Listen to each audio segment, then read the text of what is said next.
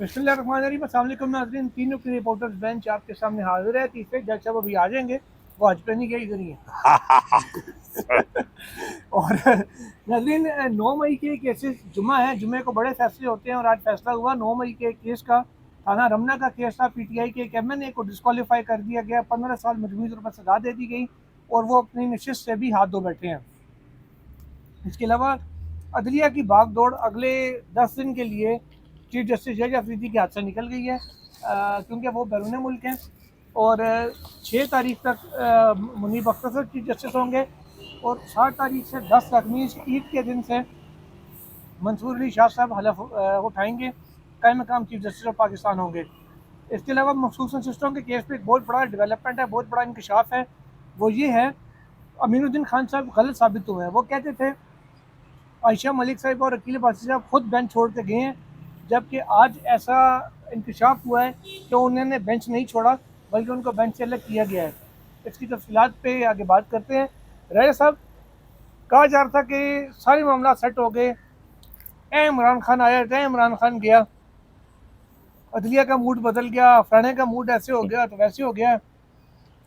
9 मई है, जुमा है, ईद से चंद दिन रहते हैं अभी पहले, और पीटीआई के एक एमएनए को सजा दे दी गई, साथ उनके 11 मुलजमान और भी हैं। क्या कहते हैं, कैसे देखते हैं ये थाना रमना में तोड़फोड़ का केस और अदालत का ये कहना है कि अगर थाने में महफूज नहीं है तो लोग कैसे महफूज रहेंगे? बहुत शुक्रिया ज़ुल्करनैन इकबाल साहब।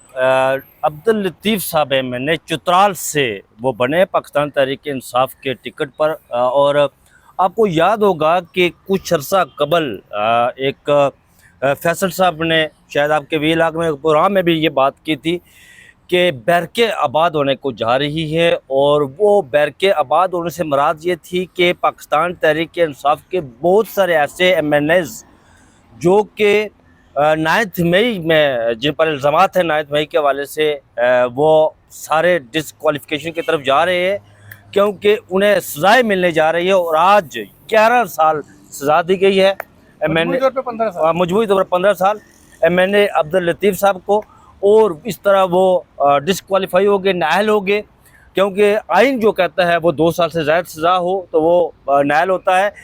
बुनियादी तौर पर ये फील्ड सेट की जा रही है, जिसमें अब देखें फील्ड किस तरह सेट की जा रही है।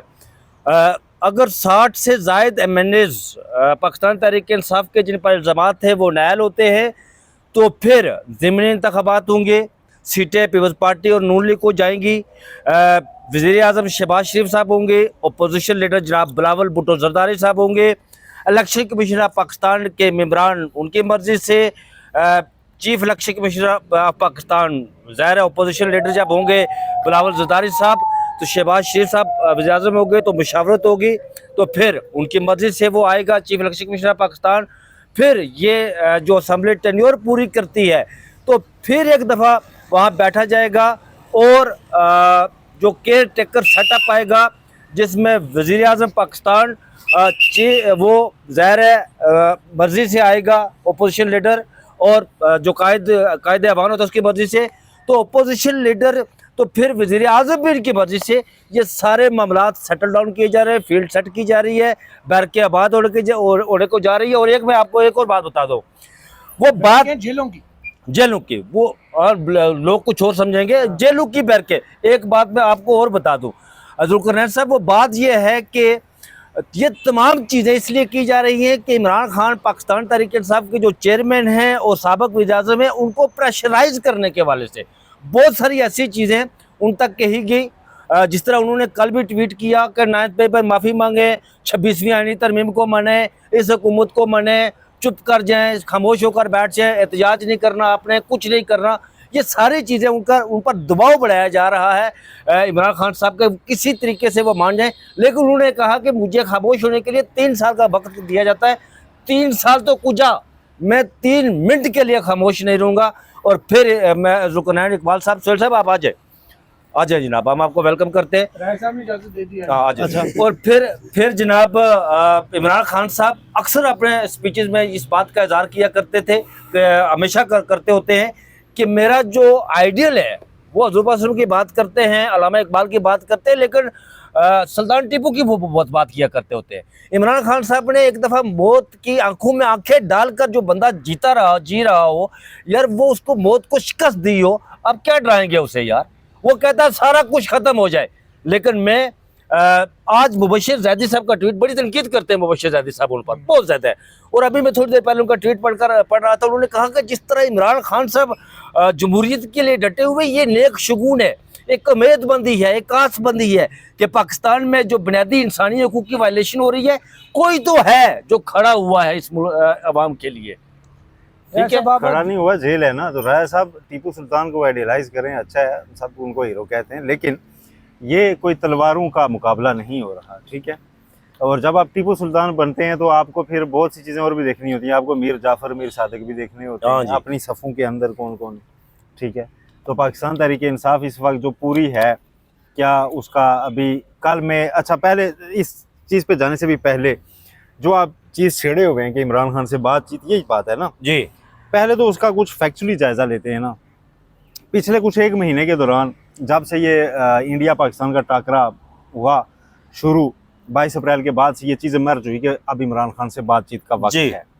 पहले कुछ लोग खबरों में कहते रहे, और बाद में अब गुज़श्ता 2 रोज़ से वो तमाम जय्यद सहाफ़ी जो इमरान खान पे और तो बड़े उनके क्रिटिक हैं, उन पर तनकीद करते हैं, और हुकूमत साइड या इस्टेब्लिशमेंट साइड आप कह लें, उसको वो समझा जाता है कि ये शायद उधर से ज़्यादा खबर रखते हैं। अब कल परसों से वो उनकी आप अगर टाइम लाइन्स का जायज़ा लें तो वो जाके इस चीज़ की एक तो तस्दीक कर रहे हैं कि हाँ इमरान खान से बात हो रही थी। बात तो ये भी कह रहे हैं कि इस वक्त गवर्नमेंट और इस्टेब्लिशमेंट दोनों ये चाहेंगे कि चूँकि इंडिया के साथ अभी हमारे मामला ख़त्म नहीं हुए, एक जो जंग थी वो ख़त्म हुई है ना, आपने अब इसको सफारती महाज पे लड़ना है, बड़ी चीज़ें आपने करनी है, तो उसके लिए इस्तेहकाम चाहिए अंदरूनी।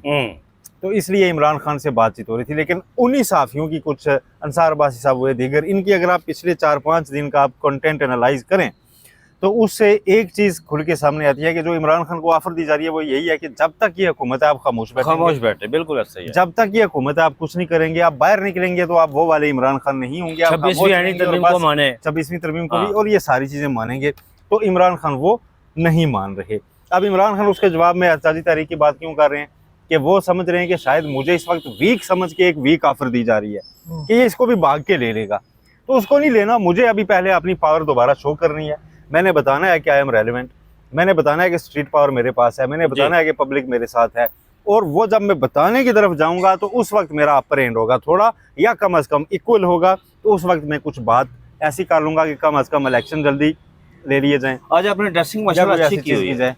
वो एमएनए साहब डिस्क्वालीफाई होना, सोहेल साहब शायद वासर साहब के प्लान के टिकट के चक्कर में। नहीं, एक और बात जो सोहेल साहब कर रहे हैं ना, जो बात सोहेल साहब आप कर रहे हैं ना कि जो वो टाइमलाइन उनकी देखें, रात को वैसे खालिद तहत साहब का हल्का चला गया, ये शायद मैतला साहब हैं, उन्होंने रात को एक अबीब अकरम के प्रोग्राम में, अबीब अकरम साहब के प्रोग्राम में ये बात की है कि उन्होंने बड़ा गारंटी के साथ और बड़ी जिम्मेदारी के साथ ये बात की कि 10 बार इमरान खान को अप्रोच किया गया एस्टेब्लिशमेंट की तरफ से। ऐसे इकबाल कह रहे हैं इमरान खान का गारंटर इस वक्त कोई नहीं बन सकता, वो तो यही कह रहे हैं। तारिक फजल चौधरी भी ऐसी चीजें कह रहे हैं। तो सारे लोग ये जब कह रहे हैं तो इसका मतलब है कोई ना कोई बातचीत तो हुई है। हाँ जी। लेकिन अब आते हैं 5 जाते जाते एक और खबर आपको देता चलूं, अभी ताज़ा तरीन आई है, गिरफ्तारियों की, जेलों की बात हो रही है। तो गजा के हवाले से रियाज और था प्रेस क्लब के बाहर सेनेटर मुश्ताक अहमद साहब समेत तकरीबन 11 लोगों को गिरफ्तार कर लिया गया है।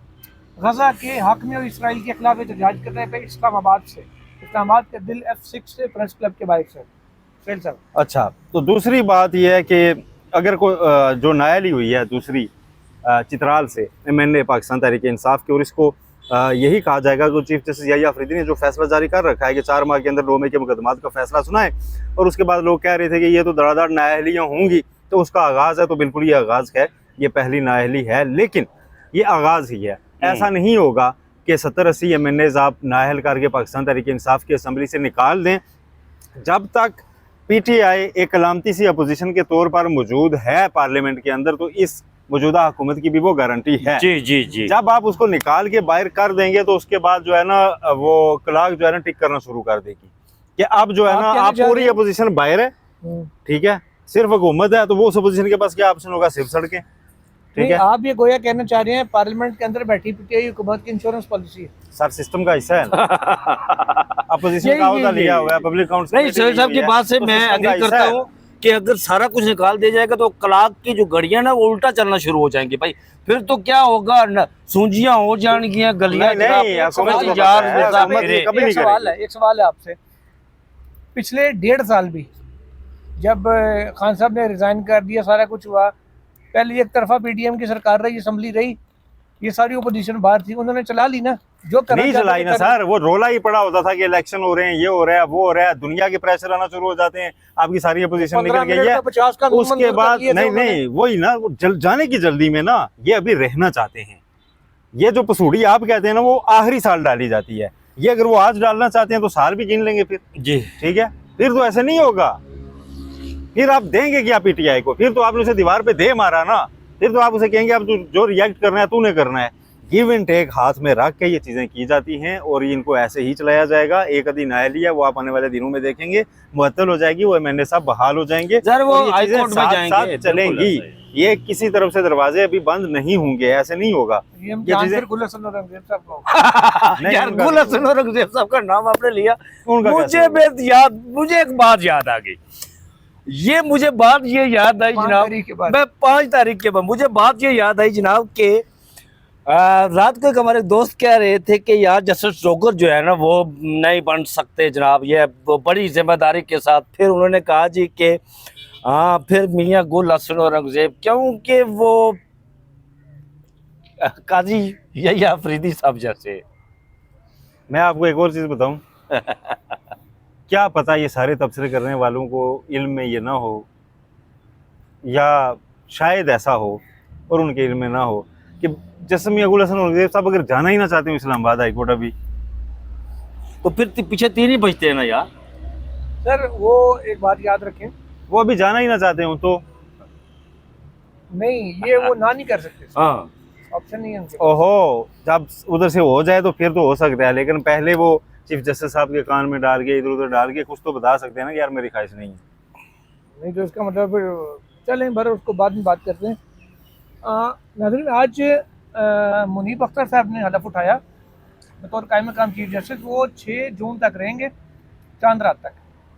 जब बकरा ज़िबा होने शुरू होंगे तो मोहतरम मंसूर अली शाह साहब यहाँ हलफ उठा रहे होंगे और बाकी क्योंकि वो वापस आ जी जाएंगे। जी वो जुडिशल कॉन्फ्रेंस के लिए यूके में अभी। वैसे हमने सुबह खबर सुना दी थी कि रवाना हो गए, शाम को 7:30 बजे उनकी फ्लाइट है। अच्छा जब तक वीडियो आप लोग कई लोग देख रहे होंगे वो यहाँ से फ्लाई उस वक्त कर रहे होंगे, तो ये उन्होंने वापस आना है। ईद पे कोई और होना होगा मैं तो यहाँ आऊँगा, ये लोग तो कश्मीर होंगे, तो शाह साहब की लबरदारी में शिरकत भी करेंगे। ईद वाले दिन नहीं होगी ये, आपको अल्लाह भला करे तो क्या 6 तारीख चांद जो है रात ना- वाले दिन हो जाए। नहीं 7 नहीं 6 तारीख बन रही है आपको जुम्मे को, तो हफ्ते वाले दिन। यस ईद वाले 7 दिन तारीख से तो 7 को तो निजाम रुकना तो नहीं है ना। नहीं हो जाएगी, हो जाएगी, खाली वो 2-4 लोग ही आने, उसमें कौन सा इतना इशू है। तो उनके फिर ओवरटेकिंग होगी 10 को तक, फिर वो जाइया साहब आएंगे और 11 से जाइया साहब चार्ज संभालेंगे। तो सुहेल साहब यहाँ सिटिंग फुल फ्लेज या अफरीदी साहब के पास कोई इख्तियार नहीं है। तो लोग पता नहीं क्यों उम्मीदें लगा लेते हैं मुनीब साहब से और शाह साहब से, और सबसे बढ़ के इनसे तो चले लोग उम्मीद लगाते ही हैं, लोगों को तो चले अच्छा है उम्मीद लगानी चाहिए। जो गए भी होते हैं बाहर उनको पता नहीं पामड़ मचा हुआ होता है कि वो पीछे कुछ कारी ना दे रहे, पीछे कुछ नहीं कारी नहीं ना ये दे कोई रहे। पामड़ा भी नहीं है, अगर ऐसा होता तो वो लोग इतने सुकून से बाहर नहीं ना नहीं नहीं जाते। मेरी बात सुने, जब लास्ट टाइम गए हैं ऑर्डर ऑफ द कमेटी करके ढेर नोटिफिकेशन निकाल के गए, ठीक है। उसके बाद क्या किया इन्होंने, साथ ही जो मंसूर साहब की कमेटी नोटिफाई होनी थी वो नोटिफिकेशन भी नहीं करके की, कोई फैसला ही ना कर ले। एक बात मैं आपको बताऊं कि खुद से मतलब वो कुछ बंदा आज बजे वहां जाके घबरा रहा हो कि यार मैं तो चलो शैतान उठे तो मार रहे पीछे, पता नहीं मैं ही फारग ना हो जाऊँ। मैंने फारग नहीं, लेकिन देखें मौजूदा हालात में अगर हम एक ऑनेस्ट एनालिसिस करें तो जो चीफ जस्टिस यहिया अफरीदी हैं 26वीं इंटरव्यू के बाद ज़ाहिर है उनके इख्तियारात भी महदूद हैं, और वो अगर कमेटी इजलास करके बेंचेस भी बना के चले जाते हैं बैरून मुल्क, तो उनकी जगह जस्टिस मंसूर अली साहब बने या जस्टिस मुनीब अख्तर बने तो उनके इख्तियारात भी महदूद ही होते हैं। लेकिन वैसे भी सुने ना, वो खुद तो कुछ नहीं कर सकते, इनिशिएट नहीं कर सकते। उस दौरान मुल्क में कोई ऐसा सिनेरियो डेवलप हो जाए, कोई एक ऐसा इवेंट हो जाए, कोई बाहर से किक मार के पास दे तो गोल हो सकता है, जी। इससे नहीं हो ज्यादा सकता। नहीं कहूंगा मैं। नहीं हो सकता, नहीं हो सकता, मैं बता रहा हूँ आपको। ये ये पास देने वाले पे डिपेंड करता है ना कि वो किस नौयत का देता है। चलो देखते हैं। आपको पता है खबर ले जस्टिस लो। जावेद इकबाल कायम चीफ जस्टिस बना था, राणा भगवान दास बने, तो उस वक्त भी बहुत सारे मामला ऐसे हुए थे। चले बहरहाल जी, देखते हैं। उस वक्त अच्छा भी हुए थे। आगे आखिरी स्टोरी की तरफ आते हैं। मकसूद सीटों के केस में इंकशाफ हुआ था जब फैसल सिद्दीकी साहब ने इतराज़ किया कि जी आयशा मलिक साहब को वापस लाएं, अकील बासी साहब को वापस लाएं। अमीरुद्दीन खान साहब कही आपको फैक्चुअल बातें नहीं पता ना, छोड़े, हम उसमें नहीं आना चाहते, वो खुद नहीं आना चाह रहे, हम कैसे लेके आए। मदर साहब ने भी कहा कि हम उनको खतर लिखें, कैसे लेके आए, बुलाएं। या लंदन चले, अमेरिका चले, न्यूयॉर्क, जस्टिस मसरत अली ने कहा था। हाँ, आज ये इंकशाफ हुआ है जराए से कि इन दोनों को तो मतलब वो कहते हैं जी हमने तो नहीं कहा था कि हमें क्या बेंच नहीं से कहा अलग था? किया जाए, क्योंकि उनके ऑर्डर में भी नहीं लिखा हुआ कि हम बेंच का हिस्सा नहीं देंगे। लेकिन उन्होंने एक चीज तो लिखी है ना, क्या? उन्होंने आखिरी पैराग्राफ में एक चीज जरूर लिखी है। अगर उन्होंने ये कहना था ना, तो फिर वो पहले दिन की ऑर्डर शीट से जब उन्होंने इख्तलाफ किया था तो वाजे कर दिया। उन्होंने कहा आखिरी पैराग्राफ में अपने ऑर्डर के कि जी जो बेंच ने ये फैसला किया है कि हम दोनों की राय को भी हतमी फैसले में गिना जाएगा, हम इससे एग्री नहीं करते। वो कहते हैं हमारी राय भी हतमी फैसले में ना गिने। हम्म। तो इससे काफी करीब था रहा इस चीज के कि हम तो बैठना नहीं चाहते, हम तो सर- बेंच का हिस्सा नहीं है। सर उन्होंने डिसमिस की ना, सुने, उसके बाद बेंच रिकॉन्स्टिट्यूट किया इन लोगों ने, जबकि रिकॉन्स्टिट्यूशन की ज़रूरत नहीं थी। वो ये कहते हैं कि मतलब ज़रा ये बताते हैं कि उन साहब का या साहिबान का, दोनों का, कि हमें तो मतलब लूप में रखा ही नहीं गया 11 मनाते हुए। ठीक है, रखा नहीं गया, लेकिन वो अपना ऑर्डर लिख चुके हैं, अब उसके बाद बनता क्या है, नेचुरली क्या बनता है। मुझे एक बात बताएं, जब आपने अक्सरियती फैसला देने वाले तमाम जजेस को बेंच से निकाल दिया अपनी मर्जी के 2 रख के, तो अकलियत वाले भी निकाल देते ना फिर। देखें आपकी राय अच्छी है, मैं पहुंचाऊंगा वहां पर। परफॉर्मेंस भी आपने देखनी है, हाँ, परफॉर्मेंस भी देखनी है। परफॉर्मेंस भी देखनी है आपने नज़र इन जनाब। बातों का एक बैकग्राउंड है जो मौलिया नहीं बता सकते कि ये ठीक है। किस किसने कौन कौन सी बात कही हुई है। हाँ, तो इंतजार करें मेरा, और ये वोट मेरा इंतजार करें और करते रहें। हाँ, मेरा इंतजार करें और करते रहे। राय साहब आपकी अंगूठी पे ये तो नहीं लिखा हुआ कि ये वक्त भी गुजर जाएगा? नहीं, मेरी अंगूठी पर नहीं लिखा हुआ, मेरी अंगूठी पर नहीं लेकिन लिखा नहीं, हुआ, वो लेकिन मुझे किसी ने कहा ना हाँ, कि हाँ। आपको ये अंगूठी दे जी देते जी, मैं हैं। उधर खड़ा ही था। हाँ, मुझे किसी ने कहा आपको हाँ। अंगूठी दे देते हैं। नहीं, और मुझसे साहब मुतकादब से तो उनको साथी ने आगे कहा कि इनको ये अंगूठी दे दें जिसपे लिखा हुआ है हाँ। कि ये वक्त गुजर जाएगा। हाँ, तो मैंने कहा नहीं, मैंने गौर से देखा, उसमें लिखा हुआ है कि ये वक्त ऐसे ही गुजर जाएगा। हाँ, अब ठीक है। ये भी तो कहा गया था ना। वो फिर बड़ा कहा हंसे गया कि यार आप चाय तो पिए, मायूस। आप क्यों मायूस खड़े हैं? मैंने कहा जी अब चाय में मजा नहीं है। हाँ, फिर ये भी कहा कहते हैं गया जी गुजारा करें। बहादुर बच्चे हैं, ये भी बात हाँ। की गई। और फिर अकील अबासी साहब पीछे थोड़ा खड़े थे तो लाहौल वाला को बात। अकील बासी साहब से मुलाकात की कोशिश की थी, लेकिन हाँ। वो उन्होंने अवॉइड किया। हाँ, वो नहीं, मतलब मीडिया शाही हैं बड़े। हाँ। नहीं हुआ। अच्छा बात सुने, तो फिर और भी हुआ ना ये एक कि मिनट ठहर जाओ, हाँ, पोर्शन साड़ी कटना पड़ा। नहीं, अब आगे बात करें जो हमने काटना नहीं। ठीक है। हाँ, चले। अच्छा फिर ये भी कहा गया, लेकिन अच्छा करें। नहीं, हाँ। फिर ये भी कहा गया कि इंतजार करे, अच्छा होगा इंशाल्लाह।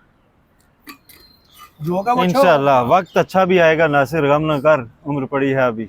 हाँ, ये भी कहा। वो आखिरी बात नाज़रीन, वो पंजाबी में कहते हैं ना कि दिहाड़े हो नहीं रहे ना, इंशाल्लाह जानते हैं भी नहीं। हाँ, ये बात है। अल्लाह हाफिज़। अल्लाह हाफिज।